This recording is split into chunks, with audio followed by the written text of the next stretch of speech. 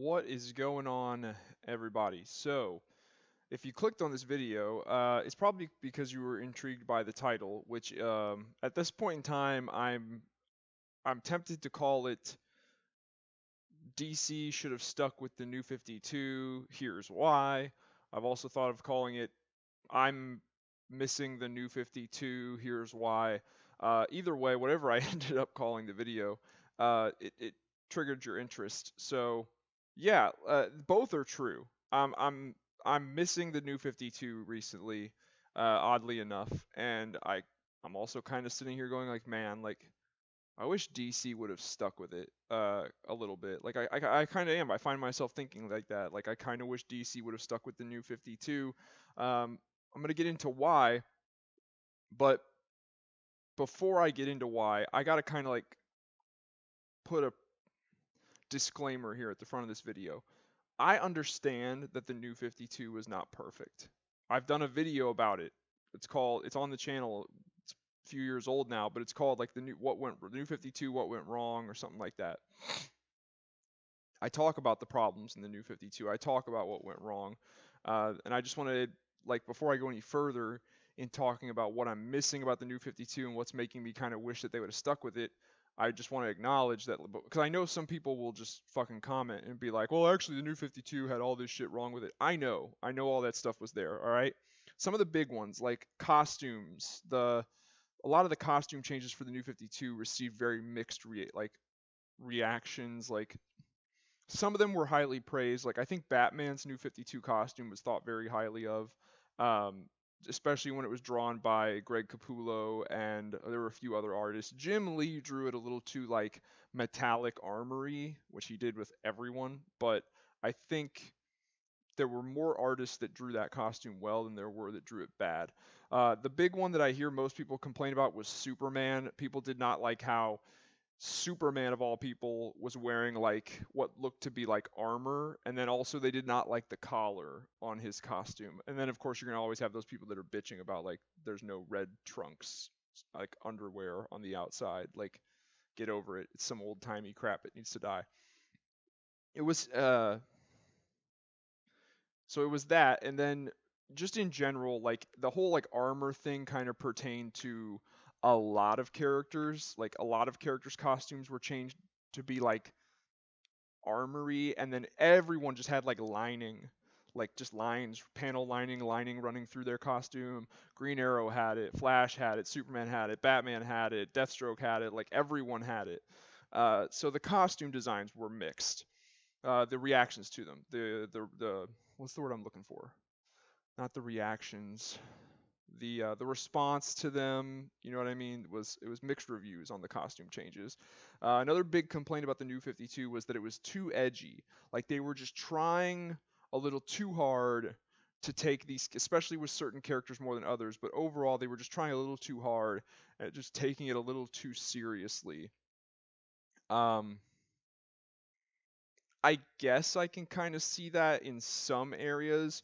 You have to understand, like, I went into the New 52 with the mindset of like I will buy and read every series in this new initiative until I've determined for myself that this series is not essential to the overall plot of DC. Like it's just not. It doesn't really matter. It exists, but it doesn't really fucking matter. So like I was reading, you know, your key A-list Justice League characters: Superman, Batman, Wonder Woman, Flash, Green Lantern, um, Aquaman, Shazam. When he finally got his own series, he started out as like it was at the end of the Justice League series. We got little snippets of like Shazam's origin, Justice League Dark, shit. Like I was reading the essential shit. You know what I mean? To get the overall story of DC, and within that kind of stuff, did I detect the, you know, like, oh, they're taking it a little too seriously, it's a little too edgy? I'm not going to say it wasn't there, but I will say this. I think people's memory is a little skewed. I don't think it was quite as edgy as people remember it being.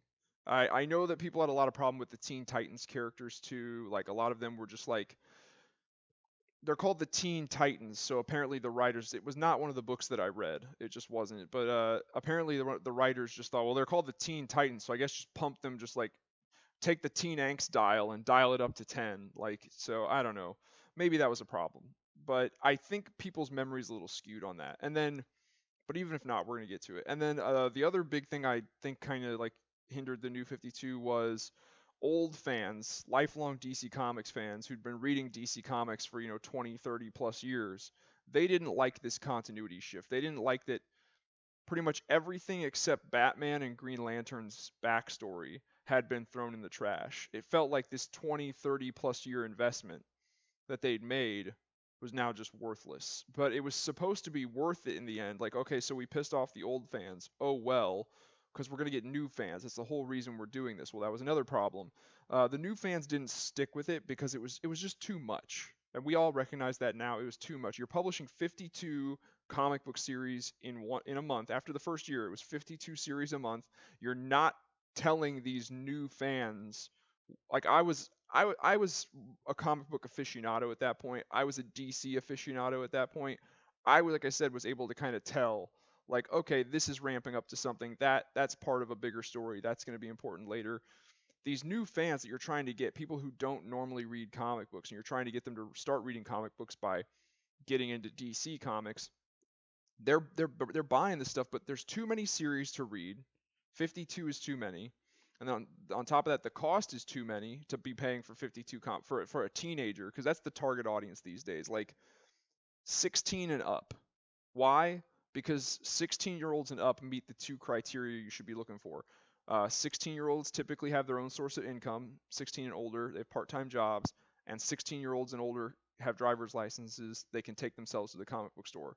Under that, and you're banking on these little kiddies getting mommy and daddy to not only drive them to the comic book store, but then also buy them comics, because they don't have their own income and they don't have vehicles. They don't have the ability to take themselves to the comic book store. So I'm sorry, Western American comic book industry, the days of like kids, and I mean like kids under 16 years old, just like, going to the comic book store and picking up their monthly pull list of a bunch of comics. These are all like free comic book day comic book issues. But like the days of them like, oh, let's go down to it's Wednesday, let's go to the comic book store and get our pull list, and they walk out of there with like a dozen comic books. Those days are done. Those days are done. Little kids aren't doing that anymore. And 16-year-olds and up have other stuff they want to spend their money on. So 52 comic book series a month is too much.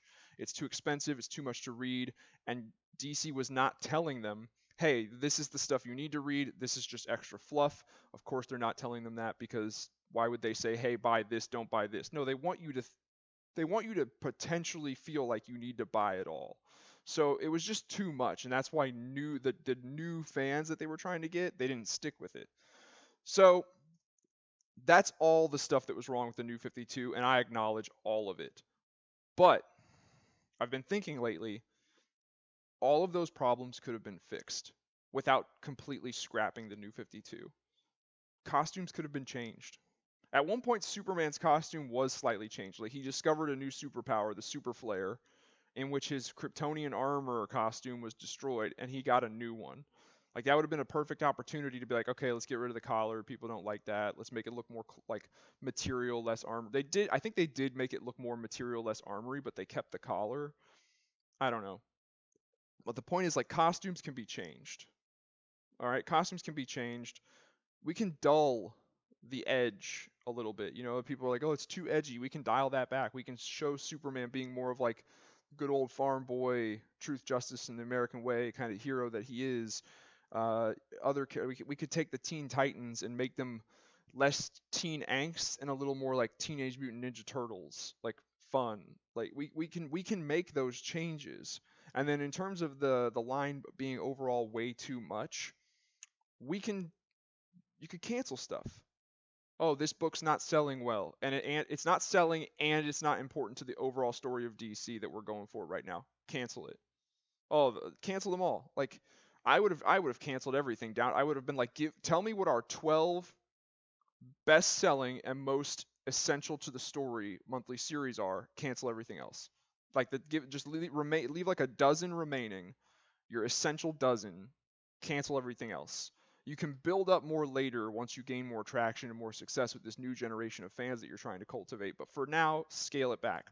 So every single thing that was wrong with the new 52 could have been adjustments could have been made, changes could have been made that could have saved it rather than just abandon it in its entirety.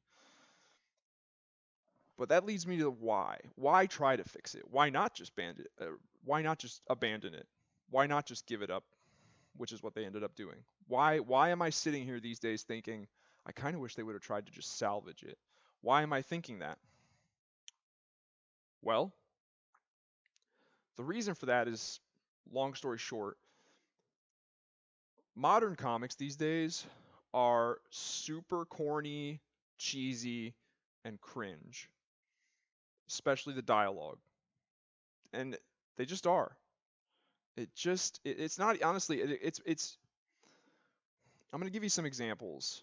But look, at least what I've been thinking about these days is, even though the new 52 was sometimes too serious and too edgy, I would rather put up with that than put up with just huge amounts of corn and cheese and cringe. I would. That's just me. And I can't be the only one out there. I seriously doubt that I'm the only one out there that feels that way. Um, but let's talk a little more specifically about what has me feeling this way. Sorry if that sounded gross. I have no idea how that was picked up by the microphone, but if it sounded gross, I'm sorry. But what specifically has me thinking about this? Well, ever since the complete travesty that I think was the Scott Snyder the Scott Snyder era of like Justice League and death metal and metal and all that, complete and utter crap. Like, he did a fantastic New 52 Batman run, but when he was given the reins to kind of like, okay, now you get to play with the entire DC universe as a whole, he just botched the job. And I'd been waiting for enough time to pass since the end of Dark Knight's death metal to where it was basically irrelevant. Like, it wasn't being talked about anymore, it wasn't being referenced anymore, and we could just pretend it never happened. And with the end of Dark Crisis on Infinite Earths and the start of this new initiative that they're calling the Dawn of DC, I thought maybe this is it. And I've been hearing a lot of positive things about Dawn of DC and how like this is a return to form, things are looking up. So I decided to start getting back into it. I started reading like the Robin Lazarus Tournament, the Batman Shadow War, Batman versus Robin, trying to get caught up with where things are going because everyone says like it's building up to this first new event since Dark Crisis on Infinite Earths called Lazarus Planet. So I kind of looked up like, okay, what do I need to read before Lazarus Planet? I read all that shit, and then I started reading Lazarus Planet. I started with Lazarus Planet Alpha, and man, okay, let's just dive right in. So, uh, the premise of Lazarus Planet is, long story short, shit has hit the fan, and there's dire shit going on, bad shit, right? If you've read it, you know what I'm talking about. If not, I don't want to spoil it, and also I don't want to take up the time to get too far into it. But there's just a ton of bad shit going on. Batman has been infected by demonic magic, so he's kind of like weakened and dying a little bit, but not really. And Damian Wayne, his son Robin, has kind of stepped up, and he's put out like a distress call, and all superhumans who are able to come help us get in the fight. And Power Girl, Supergirl, Blue Devil, Cyborg, a bunch of heroes show up, right? And they make a plan. They're like, okay, we're going to go to we're going to divide into two teams. We're going to go to these two different locations to accomplish these two goals. So they split into their teams and they go. All right. They are up against a villain called, well, two villains really. One of them is called Neja, and he's like a demon. Kind of a cool name. I'm going to be honest, Neja. When they call him Devil Neja, it's a little lame. It's kind of like, that'd be like walking up to me and be like, Human Andrew. Like, no. So, yeah, like, Neja was a cool name, but the other villain that they're going up against is called King Fireball. If that's not some corny, cheesy, cringy, shonen anime for little kids type villain name, I don't know what is. And by the way, in both the Lazarus Tournament Robin arc and this comic book, the Lazarus Planet stuff, I'm detecting a heavy manga influence. Like, more than I should. It seems that what I'm seeing is DC is looking at how in this day and age more people are preferring to read manga than read Western comics. What they're looking at that and going, oh well, then we should make our comics more like manga. No, you should just make your comics good again. That's what you should do. They went looking for an alternative, which ended up being manga, not because your comics were unlike manga. It's because your comics sucked. That's why. So your DC comics do not need to be like manga. But anyway, so they're up against these two villains. One of them's called Neja, and the other one's called King Firebull. Every time I say that, like, I just feel so fucking silly. But anyway, they go to the two locations to accomplish their goal, and the one team runs into they're like trying to get into this tower, and all of a sudden they hear this big boom, right? And then they're like, that boom didn't come from the tower, and all of a sudden this like minotaur looking dude pops out, and I've got the picture pretty small right now, so it's probably a little hard to see. Let's see if I can make it bigger. Yeah, and he goes, like, it came from me. I was sent to guard the tower. I take pride in my work. Okay, so let me get this straight. You're this evil demon creature, right? And you've been sent to guard this tower from these people who are now here trying to get into it. They were unaware that you are present, and now, instead of getting the drop on them, what you have decided to do is just let them know that you're there, simply so that you can just say a quippy line.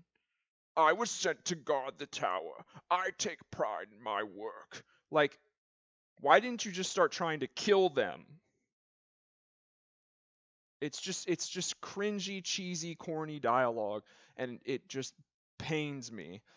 Um, the very next panel is the heroes are like, who the fuck is that guy? And Zatanna is just like, it's the Silver-Horned King, one of King Firebull's lackeys. And then the Silver-Horned King, this evil dude who's got a bunch of like demonic evil wolves with him, he says, oh, hold on, how does it go? Who is that guy? It's the Silver-Horned King. Who? One of King Firebull's lackeys. This is bad. And then this evil dude, this evil guy, he's evil, he's there to kill them, murder them, end their fucking lives. And what does he say? You know what's bad? Being called a lackey. Get him! I'm sorry, is this 1954?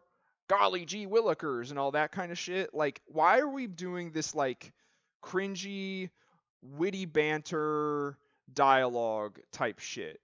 Why? Why are we doing it? Why does it exist? It's not funny. Like I said, maybe a child or a human being whose brain never fully developed into an adult mind, and they still have the mind of a child, they would find this funny. They would find this entertaining and humorous.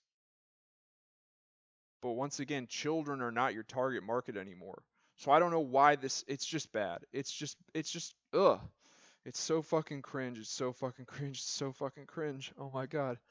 Moving on, there's a couple panels later in the comic book.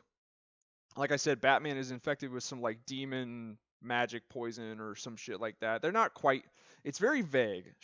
That's another problem. Shit is super vague now because we can't think too hard about stuff because that you're not allowed to take things seriously. That's ultimately what I'm getting at here, but we'll touch on that more in a second.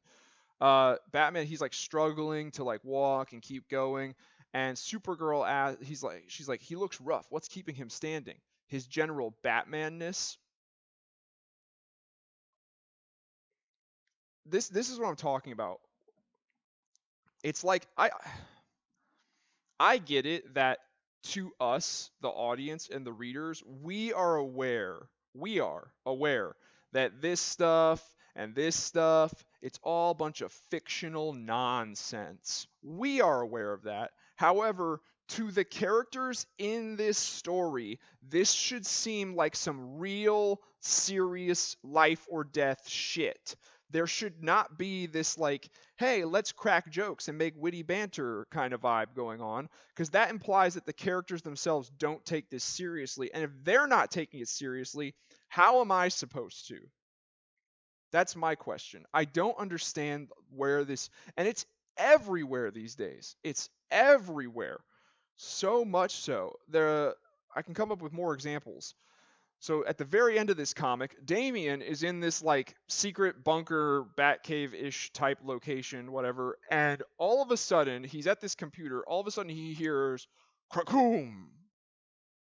The panel right beneath that shows that the wall next to him just exploded and a demon dude came through it. And his reaction is, "Huh? Who's there? What the fuck is going on?" It's like when people are writing this stuff, they don't or drawing it, they don't stop and think, okay, hey, the wall to this guy's left just exploded and now there's a demon there. How what is the appropriate realistic way that someone would react to that? Uh don't worry about it. It's just some superhero fantasy fictional nonsense about people in colorful costumes fighting demons. Like don't think too hard about it. No, fuck you. Think harder about it. This oh my god, it's so bad. And then of course, the villain, who's there? And he basically this introduce yourself shit. Like what is this? Where like characters like before a showdown or an altercation or a confrontation, they're like introducing themselves to each other. What is this this is not a taekwondo tournament where it's like bow to your opponent before you engage in honorable combat. No, fuck that. This is not that. Why are we introducing themselves? Don't I recognize you from the island, boy? You know my name. Call me King Fireball. Why do you? First of all, you're a demon, right? And you're evil. And this boy Robin is your enemy. Why the fuck? Why do you give a fuck what he calls you? Why are you not? Let's just kill this kid. Why are you not just like snap his neck? Why do you care what he calls you? Why do you care that he knows your name? What the fuck is going on? This is more. It's cringy. It's cheesy. It's corny, and I'm sick of it. But the sad thing is, it's not limited to DC Comics. Trust me. One last DC Comics example. After I finished Lazarus Planet Alpha and all the Lazarus Planet shit, and that was kind of tough to get through, not because the story was bad, the story had promise, the story had potential, but the writing was just so cringy, corny, cheesy. It's just, ugh, I hated it. I decided to try some other stories. So I'd heard good things about this one called The Flash 1 Minute War. Long story short, alien race that moves at hyperspeed has showed up on planet Earth to conquer it and take it over. They're moving so fast, no other superheroes, not even Superman, can keep up with them. The only beings that can keep up with them and like move their bodies and vibrate at the similar speed are the Flash family. So they're the ones responsible now for defending the planet, just the Flash family. It's their war against these alien invaders. Once again, kind of a cool premise, got a lot of promise and potential, but it's once again absolutely ruined by corny, cheesy dialogue. So at this point in the comic, these heroes are like frozen because the time like they can't move fast enough in order to fight the Fraction. The Fraction has basically we see this story from the point of view of people that can move as fast as the Flash and the Fraction, the enemies. So like Superman and Captain Atom here and all these guys, they're like frozen still. It's like standing still and can't move. Because that's why it's called the 1 minute war. Like it's actually taking place. To the Flash family, it feels like, hours, maybe even days, but to all these other people, it's taking place within the time span of 1 minute. So they've got these guys here, and they're formulating a plan of attack to go fight the bad guys or whatever, and they're all about to leave and go do that when Iray, I'm guessing it's the daughter of Wally West because she has red hair. I don't know. I honestly don't know this character. She is like, I'm coming too to help fight. And they're like, no, you're a little ass kid. I don't know who gave you a super. This is not what they actually say, but this is the way I'm putting it. They're like, I don't know who gave you a superhero suit, but you're a little ass kid. Go sit the fuck down. And she's all like, no, I want to fight too, blah, blah, blah. And then Jesse Quick comes in And just to pacify this childish little girl, she starts saying, like, we need you to stay here and guard all these other important superheroes who are basically frozen. Like, we can't have someone coming in here. We can't have any of the Fraction, the enemy, coming in here and stealing Superman. He's the greatest hero of the planet. That's a big responsibility. You should think of it like that. And then, Ray, the little dumbass kid that she is kind of like, oh, yeah, I never thought of it that way. Ha, ha, ha. And then they have, look at this. Oh, my Flash Girls Forever, Flash Girls Forever. Ah! Oh my God, it's so bad. Why is this stuff everywhere? Cringy, corny, cheesy, campy. Why is it everywhere? Why? Why is it in everywhere and in everything? It's in everything. All right, the next couple examples of it that I'm going to show are from the Marvel Cinematic Universe, and they are from the movie Captain America Civil War. So it's during the good era of the Marvel Cinematic Universe that these examples are in. Now, there is something special about these examples that I'm going to talk about after we check them out. But let's check out the first one. Hey, buddy, I think you lost this.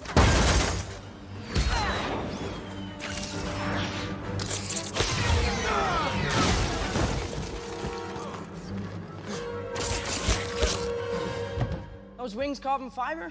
Is this stuff coming out of you? That would explain the rigidity-flexibility ratio, which, gotta say, that's awesome. I don't know if you've been in a fight before, but there's usually not this much talking. All right, sorry, my bad. So yeah, that part, we're all familiar with that part. I don't know if you've ever been in a fight before, but there's really not this much talking. Here's why I give this one a little bit of a pass. It's because, like, I get the feeling that the only reason it was put in there was so that Marvel could make a joke about how stupid it is. Like, Spider-Man's in there gabbing and run of his mouth, which he always has. That's part of Spider-Man's character. He's always been a talker. However, he's always been like a shit talker. Like, as he's kicking the shit out of his villains, he's like making fun of them and calling them names and stuff. This guy's, he's stopping to be like, oh, your fucking wings are cool. It's like, and then Falcon points out, like, what are you doing, dude? We're supposed to be in a fight right now. Like, so is it cringy, corny, cheesy, campy behavior? Yes, but it's in there so that Marvel can deconstruct it and make a point of how stupid and silly and nonsensical it is.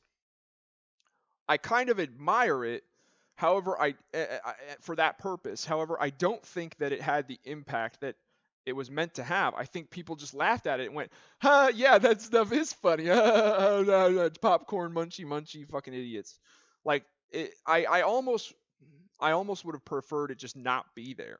Like, I think that's the key. It's like, don't put it into your movie or your TV series or your book or your comic to make fun of it and point out how stupid it is.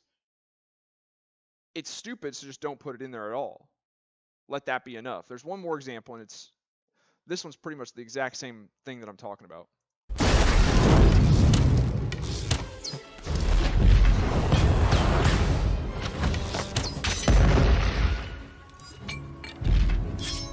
We haven't met yet. I'm Clint. I don't care. Yeah, so it's like, what did we talk about a minute ago with the King Fire bullshit? It's like, introduce yourself before a fight. Like, we're in some kind of shonen anime bullshit. No, fuck off. Like, if Black Panther, when I watched this in the theaters for the first time, I genuinely thought this in my head. I was like, if Black Panther ends Hawkeye's life right now, like claws his throat open and murders him, I'll be fine with that. Because that was retarded. That was so bad. It was so cringy, so silly, so campy, cheesy, corny. We haven't met before. I'm Clint. Fuck you. We're in a fight. And then when Black Panther responds with, I don't care. Like, it's like, once again, it's kind of like acknowledge, like, Clint just did something really corny, campy, cheesy, silly, ridiculous nonsense. And Black Panther acknowledges it as, hey, that kind of stuff's lame. I don't care. Fuck off. What are you doing? But once again, I kind of feel like it's just better off left out entirely. Because not everyone, because there are stupid idiot people out there in the world, and not everyone's going to get that you're making fun of it. You know what I mean? So the lesson kind of just goes over people's heads, and they end up laughing at it anyway. And if you laugh at that kind of humor, like I guess to each their own, but like it's so just childish, cringy, campy. It's so bad. It's just fucking bad. So for this next one, it's actually a bit of a longer clip. I talked about how those two clips we just watched, the Spider-Man and Falcon and then the Black Panther and Hawkeye, those are from the better time period of the MCU when the MCU was still pretty, decent. And I also like I said, they put those cringy moments in there to make fun of how cringy and stupid that they are. Okay.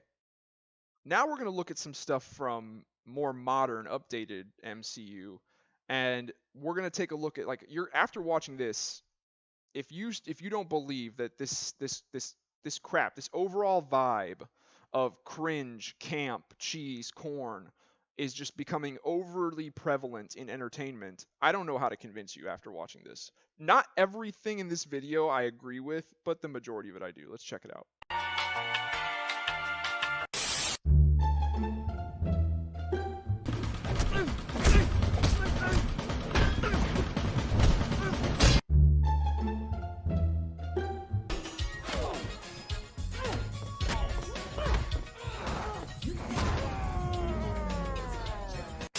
You think I'm a movie star?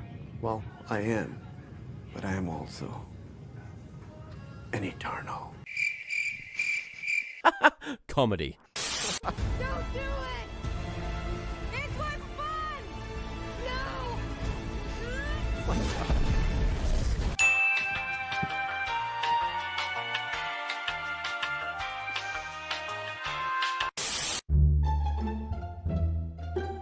You can fly? Yeah. Pretty badass, gotta admit. Hey there, Chica. Okay. This is for my mom. Pretty badass.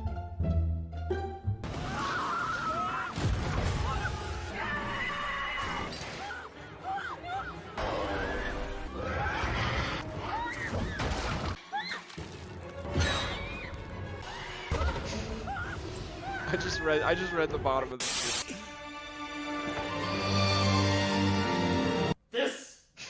This is not okay. This needs to stop now. This is cancer. This is so much cancer that I can feel the tumors growing on my back. And it's way down heavy on me, and it's not okay. It's time to stop. It's time to stop, okay? No more. Where the fuck are your parents? Who are your parents? I'm gonna call Child Protective Services. It's time to stop! My point is, I don't believe she has a political agenda or any inclination toward destruction. Real quick, I gotta make sure you all understand. I'm not laughing at the stuff in here Marvel intended me to laugh at. I'm laughing at the compilation of how cringy it is. And how the compilation, this video clip is pointing out just how bad the cringe is these days. She's in my head. None of it is my own. It hurts. It hurts so much. Just make her stop. Just make her stop!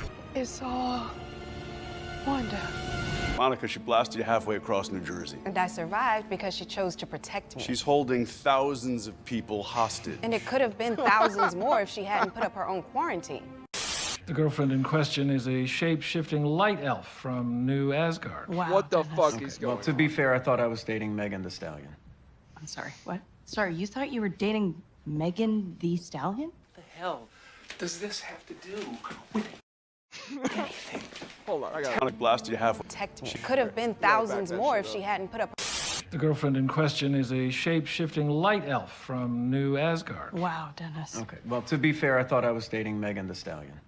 I'm sorry, what? Sorry, you thought you were dating Megan the Stallion? What the hell does this have to do with anything? Tell me what's happening! You okay? Oh, that's dead fucking on. That's dead fucking. Tell me what's happening. Oh my god. Also, side note, real quick. I talked a little bit ago about how comics are not for kids anymore. Like they can't take themselves to the comic book store and they don't have their own source of income. Movies like the Marvel Cinematic Universe films, those are still seen by children quite often. So I'm a little more forgiving with them. On the flip side of that though, why the fuck is someone like Megan the Stallion in something that a bunch of children are gonna watch? Every parent out there that has a daughter or a son that has kids, every parent out there, whether you've let your kids watch She-Hulk already, or you're going to and you're willing to, I would encourage you to look up the music video WAP. And you'll learn real quick how great a role model Megan the Stallion is for kids. As far as like entertainment and music goes for adults, it's fine. We're all adults. But I don't think children should have the name Megan the Stallion in their heads so that they can go Google that shit later. Probably not. But I don't know. Then again, I usually don't think it's entertainment's responsibility to take care of kids. I think that's the parents' responsibility. So like I said, parents, go check it out and you tell me what you think. I no longer go by the name Astrid. I'm now known. Yeah, see, like that just looks cringe. That just looks cringe and corny and bad. Why is this everywhere? Why is this everywhere? We like ice cream like every child should. And if we get some ice cream. You did it on your own. You had rings around them. You're amazing.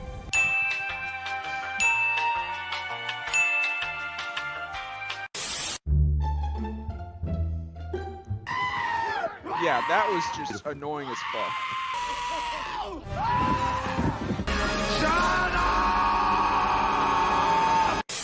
The terrorists only set us back a bit. You have to stop calling them terrorists. Oh, here we fucking go.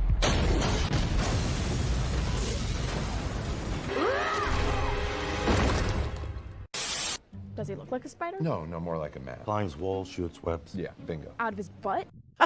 Comedy. Yeah, exactly. Chewie was right. Our mission was a mistake.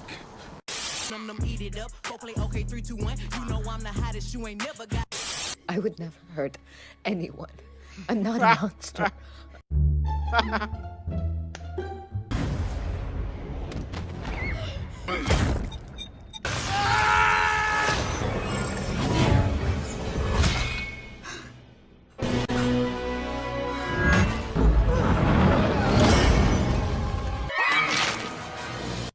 So I'm an expert at controlling my anger because I do it infinitely more than you.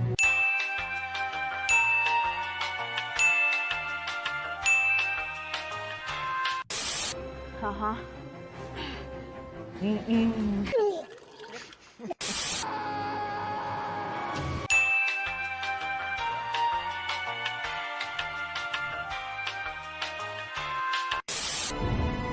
my friend. What a incredible seismic narcissist. Put him in. I had to box your ears. And hey, if it doesn't work, I'll delete him myself. He's really arrogant. He's kind of an asshole and a bad friend. So yeah, I think I've made my point pretty clear. What I want to talk about here, though, really is what this video really is about when it comes to like, not just. It is why I'm missing the New 52. It is why I'm kind of wishing that they had stuck with it. But that was like my initial thought when I was trying to get back into DC Comics. Since then, I asked myself, why am I missing it? Why am I missing the New 52? And the reason why I'm missing it that I came up with applies to more than just DC Comics. I'm one of those fans that will critique and nitpick things. I will like corny, cheesy, cringy, campy dialogue and attempts at humor. I'm gonna nitpick the shit out of that all day. Continuity errors and plot holes. I'm gonna nitpick the shit out of that all day. What people don't seem to understand is I don't go into films or into reading a book or a comic with the intention to dislike it. I feel like a lot of people think that's what I do. The people who know me personally, they think I go into it like, let's see if I can find a way to hate this thing. That's not what I do. This stuff I just realize it naturally. It happens organically. The first time I went to go see Star Wars The Last Jedi, and in that opening space battle scene, when they dropped bombs, in the vacuum of space, I wasn't trying to find something about the movie to hate. My adult brain, with the adult level of knowledge that it has, just naturally went, you can't drop bombs in the vacuum of space. You can't drop anything in the vacuum of space. Shit floats. Just floats. Like that's the kind of shit that my brain goes through. Whenever I talk about this stuff though, people tend to hit me with this counter argument. And I don't really even think it's a counter argument. It's more of just like a hey, shut the fuck up. They tell me, I think they're like, you need to just like stop questioning it. You need to stop taking it so seriously. Stop thinking so hard about it. Why? And then they always say the same thing. It's like, because it's fictional nonsense anyway. It's superhero comic book stories. It's a story about people in colorful costumes fighting monsters and other crazy people in colorful costumes. It's a story about dwarves and elves and dragons and wizards. It's a story about aliens and spaceships. It's fictional nonsense. Stop taking it so seriously. Stop thinking that much about it. Just let it go. I've had that said to me a lot, and I have a question for those people who think that way. Imagine what we would have gotten for our Lord of the Rings trilogy, film trilogy, if Peter Jackson and his team that worked on those films had thought, this is just some sword and sorcery fictional nonsense. Let's not take it too seriously. Imagine what the Dark Knight trilogy, if it even became a full trilogy, all 3 movies get made. Imagine what those films would have been like if Christopher Nolan and his team of people that making those films had been like, it's just some this is a story about a billionaire that fights crime while dressed like a bat. It's some fictional nonsense. Let's not take it too seriously. Guys, even though this stuff is fiction, taking it seriously leads to better content. It leads to better comics. It leads to better stories. It leads to better books and better movies and better TV shows when you take it seriously. When you take it seriously, when you act like it matters, you get better shit. And I think that's what's missing. Now,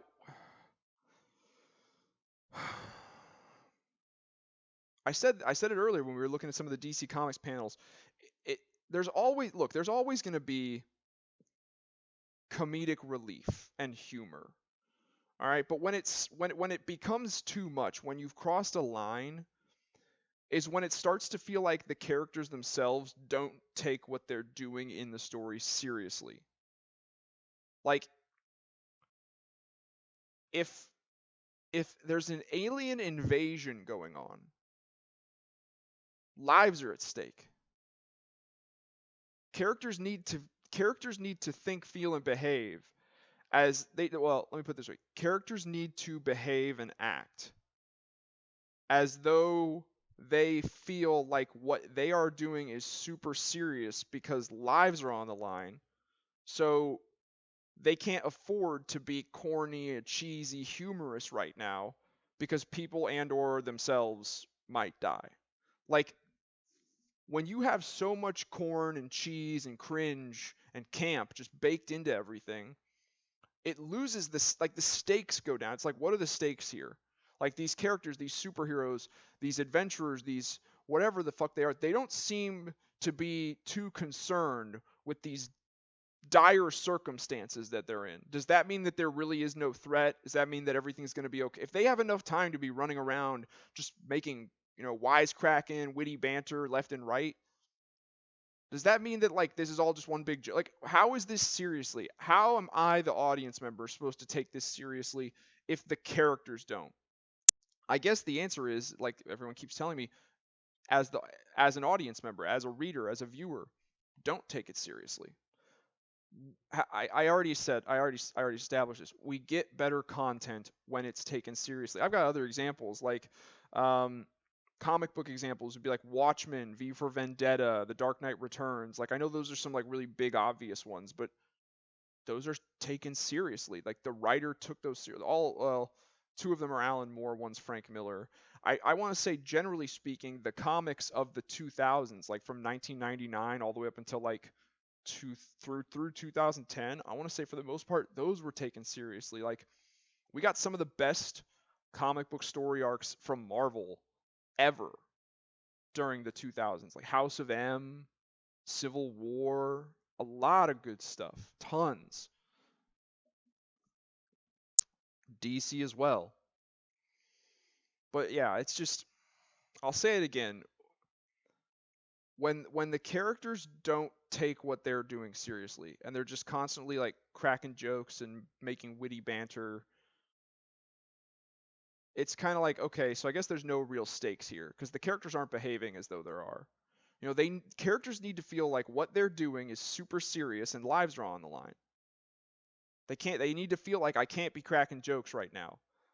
I need to take this seriously because there's serious shit going on. The ship is sinking. I need to save the people. Serious. There's an alien invasion. People are going to get killed. The planet's being taken over. Serious. Like, whatever it is. Demons. A portal to hell is open and demons are coming through. Serious. Like, taking it non-seriously, it's just not as good. It's not as entertaining. It's not as entertaining to read a story where you just have the entire vibe the whole time. Like, everything's going to be okay in the end. But I don't know, maybe I'm out of touch with like people these days. Maybe that's what everyone wants, is a story where they can just, it's just some feel-good material. It's just some light, cheesy, corny, campy, cringy, feel-good material. There is no real stress. They want to know from the get-go that it's okay. It's a superhero comic. Everything's going to work out in the end. I don't know. I started to go down this like train of thought where I was asking myself, like, what drives people to create some of this cringy, campy, corny, cheesy crap? And the answer is simple. It's because they like it. They think it's entertaining. I stand by what I'm about to say. I think if we did a poll of the entire human race and we asked people, who is your favorite live action Batman? Most people would say Christian Bale from the Dark Knight trilogy. Right? You're gonna get some Keatons, you're gonna get some Afflecks, probably even gonna get some Pattinsons, even though he's only had one movie. Not that it was bad, it's just he's only had one. But I think the vast majority of people right now in 2023 would say Christian Bale from the Dark Knight trilogy, best my personal favorite on-screen live-action Batman. And those movies were ultra realistic, taken seriously, grounded in reality type things. That's the type of movies that they are. But even though I think that would be the overwhelming majority of people's number one favorite live action Batman, I know you are going to get some people who say, my Batman is Adam West. They're out there. Those people exist. And that's the answer to the question, why do some creators, why do some people make shit that's just so campy and corny and cringy and cheesy? It's because it's what they like. They like that and they find that entertaining, so that's what they make. And then I started to think, well, why do they like that? What is it about them that makes them like camp and corn and cheese over serious? What makes them like silly over serious? And I started to come up with a bunch of shit about how, like, some people just cannot truly bring themselves to leave childhood behind and they are always trying to like escape back to it and shit like that. But ultimately, I came to the conclusion that, like, you know what? Why those people prefer the campy, cringe, corny, cheesy is irrelevant. We don't need to understand why people like what they like. all we need to do, if you are like me, and you're really not a fan of the corny and the cheesy and the cringy and the campy, all we need to do is be able to recognize it when we see it and say, fuck no, fuck off with that. No. The problem is, like I've said this before in the video too, whenever anyone does that, whenever anyone does object to silliness and campy, cringy stuff in fictional nonsense, like superhero stuff, sci-fi, fantasy stuff, we tend to get hit with the whole, like, bro, it's fictional nonsense. Like, stop thinking so hard about it. Dude, it's superhero fictional nonsense. It's sci-fi, fantasy, fictional nonsense. Stop taking it so seriously. Guys, we got to just start standing our ground and saying, no, fuck you. And, like, list the examples that I listed. There's a reason the Lord of the Rings films turned out as good as they did. There's a reason the Dark Knight trilogy turned out as good as it did.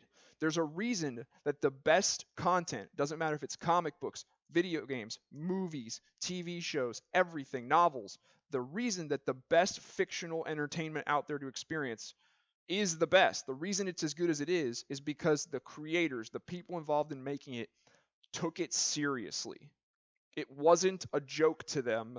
It wasn't just a hobby, fun, happy, fun time, pastime. It was serious. They took it seriously. So next time you criticize something for being too silly, even if it's superhero stuff, even if it's sci-fi fantasy stuff, ridiculous fictional nonsense, doesn't matter. Next time you criticize it for being too ridiculous, too silly, too cringy, campy, cheesy, corny, and someone says, "Oh, you're just taking it too seriously, man." Tell them to fuck off. All right? Tell them to fuck off and go watch their Adam West Batman. All right? Because it's just a plain and simple fact.